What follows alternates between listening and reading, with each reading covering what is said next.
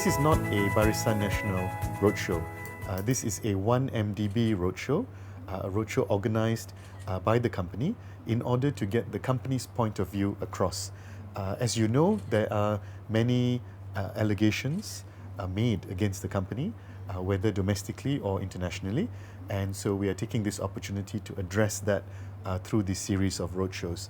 Now, of course, some of those roadshows are organised by local political parties, but most of them have actually been organised by NGOs and people in a particular area who want to get clarification. Our objective this time around is to really go to where there is a desire and a need for further information on 1MDB. So very, very targeted to certain locations where there's a demand for that information.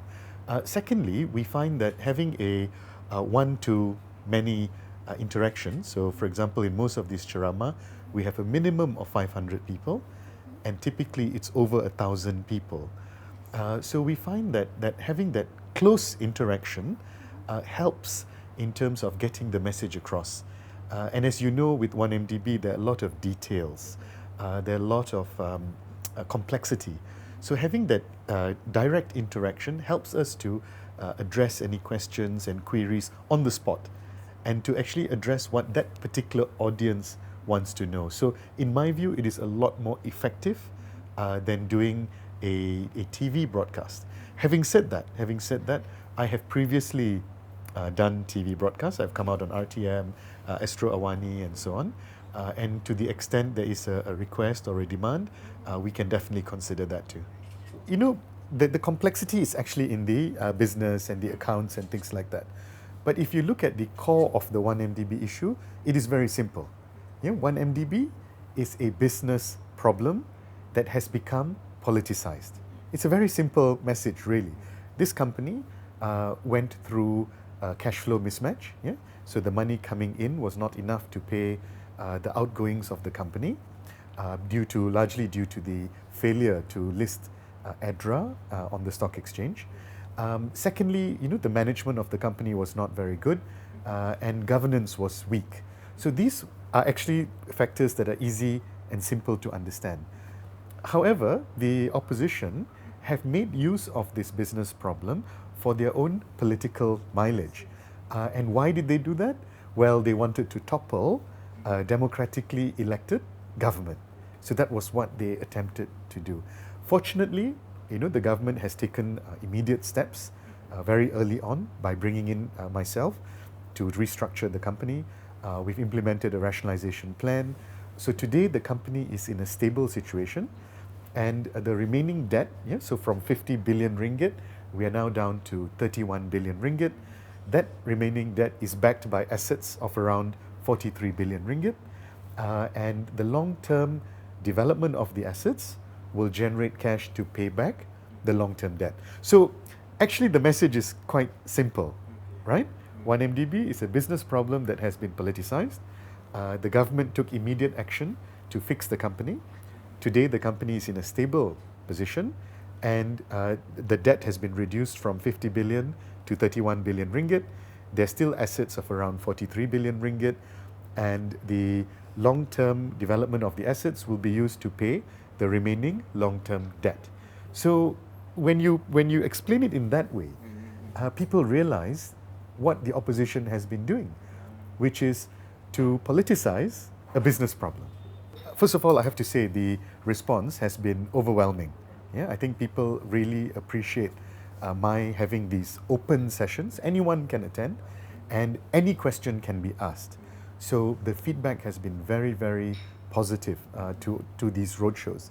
And in fact, I'm getting requests every day now for more and more of these roadshows. Up to today, I have done about 18 of these roadshows.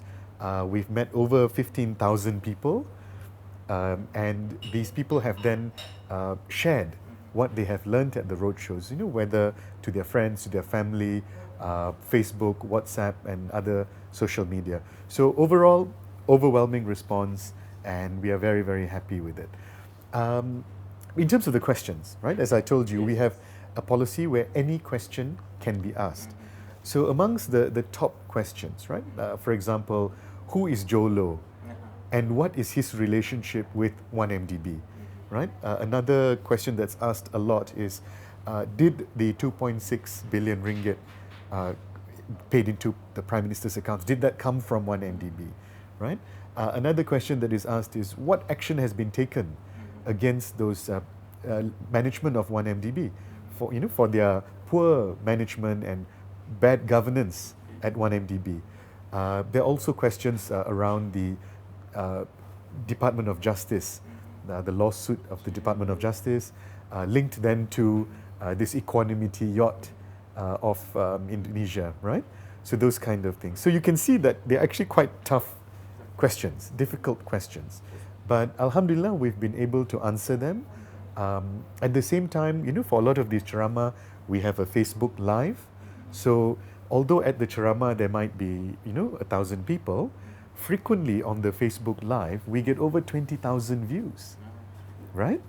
So the information gets spread out further, and they can see that we are honestly and transparently answering those very difficult questions. So on the back of that also, we have produced short videos, and those videos are now going viral. I'm sure you must have received a few of those videos where I answer all those questions that I just shared with you.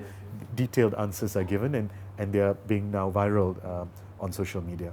I think this is very unfortunate, but it's also representative of how the opposition conducts its politics, which is really politics of hatred. Politics of hatred. It's not about issues, it's not about facts, it's not about the reality of what it is. It's their attempt to shape perceptions using hatred.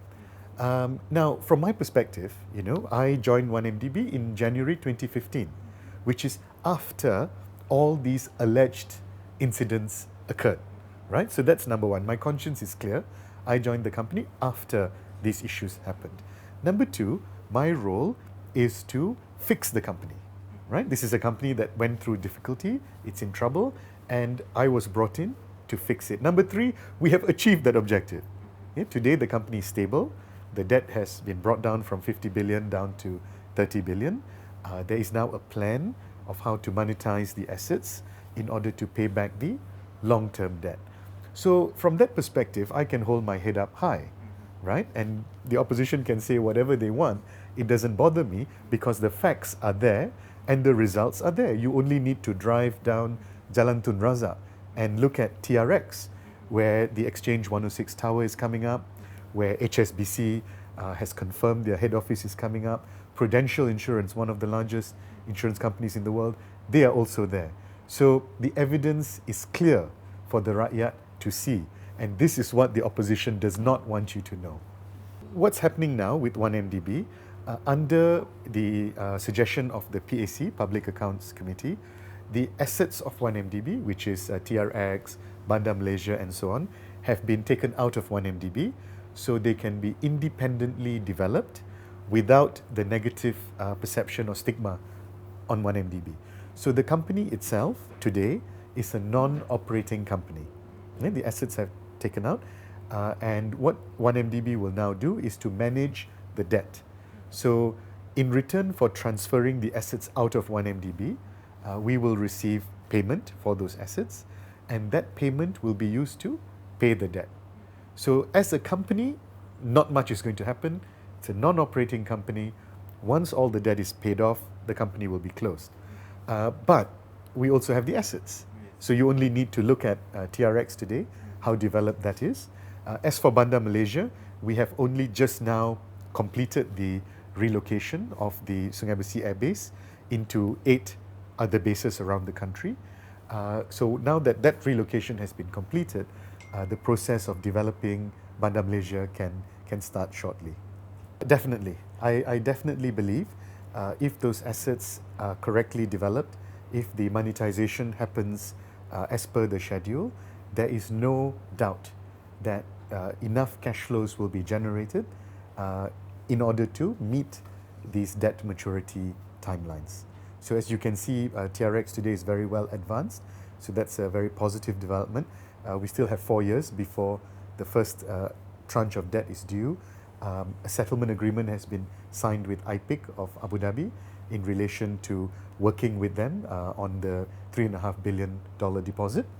So paid to Abba BVI. So that's in progress. And lastly, the development of Bandar Malaysia will also kick off now that the relocation of the Armed Forces base has completed. So that gives us more than enough time to manage the assets and to monetize the assets to meet the debt repayment schedule. If the plan is implemented as envisaged, then there is no need for any government support towards 1MDB. So the assets of the company are more than sufficient to repay the debt of the company. And if any of your readers want further details, they can download the PAC report on 1MDB. It's over 100 pages long, so I don't recommend they read it all at the same time. But in that PAC report, we have a summary cash flow, a table that shows the sources of cash flow and the sources of asset monetization over time, and the uses of that cash flow, which is primarily to service the debt. So don't just believe Arul Kanda. Please download the PAC report and see what was presented to the PAC, which has, as you know, 5 opposition members, including YB Tony Poa, the biggest critic of 1MDB.